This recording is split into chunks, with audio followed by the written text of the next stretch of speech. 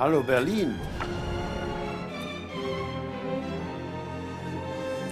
He's been appointed chief conductor of the Konzerthaus in Berlin, one of Germany's most prestigious houses, a position he'll be starting in August, just 6 months before his 80th birthday. My guest today is the internationally acclaimed German pianist and conductor Christoph Eschenbach. It's an honor to have you here on France 24. Thank you so much for being on the show. Now, you've had an incredible career spanning decades, spanning the world over. I want to start by talking about the very beginning, however, because the first years of your life were unfortunately marked by tragedy. You were left orphaned during the Second World War, and the result of that trauma actually caused you to lose the ability to speak, but you rediscovered that ability thanks to music. What is it about music that saved you?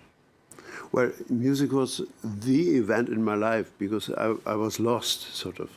And as you said, I've lost the speech. I couldn't express myself because I was so impressed by so many terrible things at the end of the war. Mm-hmm. And then my foster mother was a pianist and played every night for hours. And it was the first time that I listened to music, and that gave me the force to live again. And you actually started out as a pianist, yeah. And you won numerous first-place piano competition prizes along the way. What made you want to become a conductor? Well, one thing I was, in my early years of piano career, I was bothered by that I was alone on mm-hmm. stage with this big steel and whatever it is, instrument. And I wanted to make music with people. And I was, through my second parents' home, mm-hmm. I was accustomed to hear chamber music. Uh-huh. And my mother was also a singer, so I accompanied her in song literature. And so I wanted to broaden my experience in music. And that brought me to an orchestra. Because orchestra, that's quite a lot of people to play with. Yeah. Now, we're actually going to take a look at a clip of you in action. This is during a rehearsal at the Orchestre de Chambre in Lausanne, Switzerland. Take a look.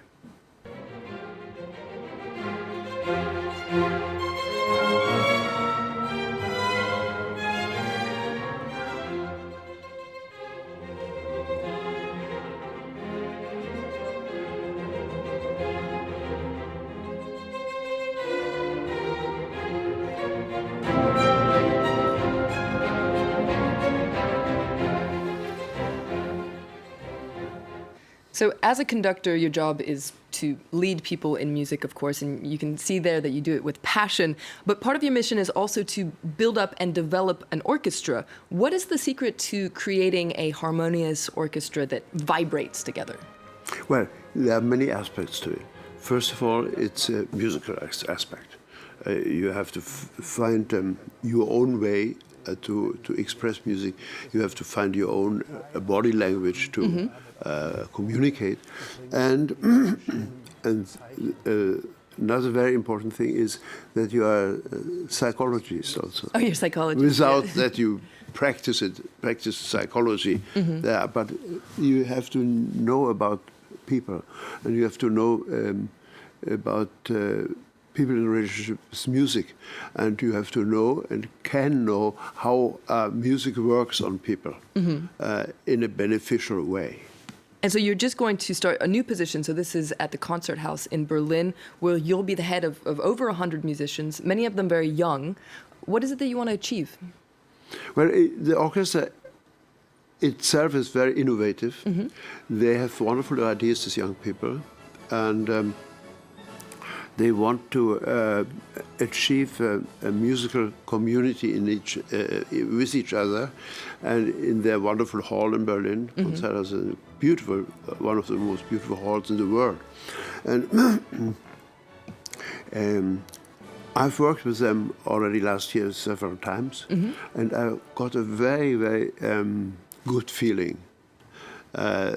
The response of the orchestra, the response to my musical ideas, to my proposals, musical proposals in rehearsals, and the ecstasy almost, how they performed in concert. So you have something to look forward to. Yeah. Now, during your career, you have worked with everyone all over the world, whether it's in the United States, that's San Francisco, New York, Los Angeles, here in Europe, Paris, of course, London. Is there one place in particular that's resonated with you more than others, one place where you felt particularly at home? Well, it's a Konzerthaus, for example. That hall impressed me so much years ago when it was rebuilt and reopened. And I felt so warm in this hall. But I mean, I know the Philharmonie in Berlin also. Great. Now here in Paris, you have the Philharmonie, the new Philharmonie is fantastic. Or the Elbphilharmonie in Hamburg, where I just came from with our orchestra. All these places impressed me and inspired me. Well, you mentioned the Philharmonie here in Paris. This is actually where you're going to ring in your 80th birthday, so that's next year. In February, you're going to have several concerts here, including one with your protege, the Chinese piano virtuoso Lang Lang. What's on the program for these celebrations? Well, I think it is, if I remember right, it will be the second piano concerto by Beethoven and a symphony by Tchaikovsky. And you, oh, just a moment, no. It's the Seventh Symphony of Beethoven. Of Beethoven. Okay, so we can look forward to that in February. Yeah. Now, you have spent quite a lot of time here in France over the years. Yes. In fact, you were the musical director of the Paris Orchestra, so this was from 2000 to 2010. You've received so many awards here as well. You got the Legion of Honor. Would you say that you have a special relationship with France? Well, I have a special relationship to France, a very special relationship to Paris, and even more special relationship to the French people. The French people certainly love you as well. Now, I have one final question for you. You have said that, first of all, music should be an adventure. And as you get ready to celebrate this milestone, that's your 80th birthday, what excites you most musically these days? The most exciting thing is for us musicians on stage that we have to give everything in these 20 minutes, 40 minutes, 1 hour, 2 hours, where the concerts last, because otherwise it's over. It's over. And we have to give to the people the excitement, what living music, live music is about. And it's about everything. And would you say that actually music is perhaps the key to staying young at heart? Absolutely. Absolutely. I'm a bit an example for that. Exactly. Well, it's wonderful to see you still in action, and we look forward to celebrating your birthday next year. We're going to move on to some other music news making headlines. So this is the American rock duo The Black Keys are back after 5 years of absence. They're releasing their 9th studio album. It's called Let's Rock, a name inspired by the final words of a man executed in Tennessee the same day they started recording. Now, the guitar-heavy duo has called their album a back-to-basics move, and they certainly have mastered their one-of-a-kind style, writing catchy songs that echo the past. Let's listen to a track off the album. It's called Go. The day is long, you're halfway there, the field is bare, and the fire's gone. Are you all alone? Are you feeling cold? Find your flame, call her name, and hit the road. You gotta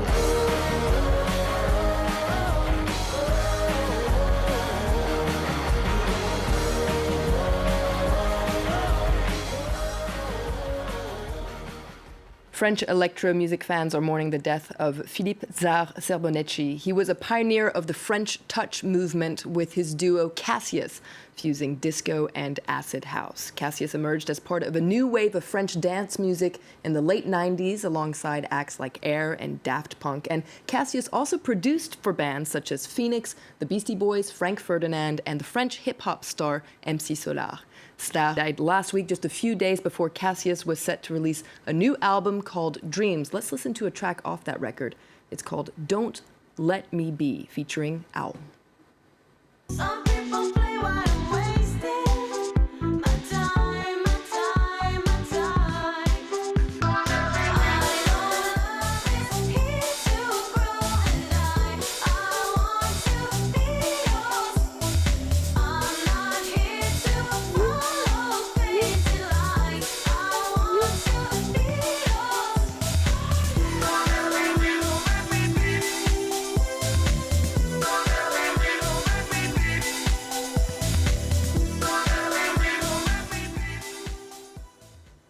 Finally, it's been 10 years since Michael Jackson passed away suddenly at the age of 50, and fans are still mourning the king of pop, and his incredible, if somewhat troubled legacy will leave you with a touching tribute to Michael Jackson. This was 10 years ago in front of the Apollo Theater in Harlem. But before we go, I want to thank our guest today, Christoph Eschenbach. Thank you so much for being on the show, and best of luck with your new adventure in Berlin. Remember, you can always check out arts and culture news on our website, and stay tuned to France 24. More news coming up right after this. I'll reach out my hand.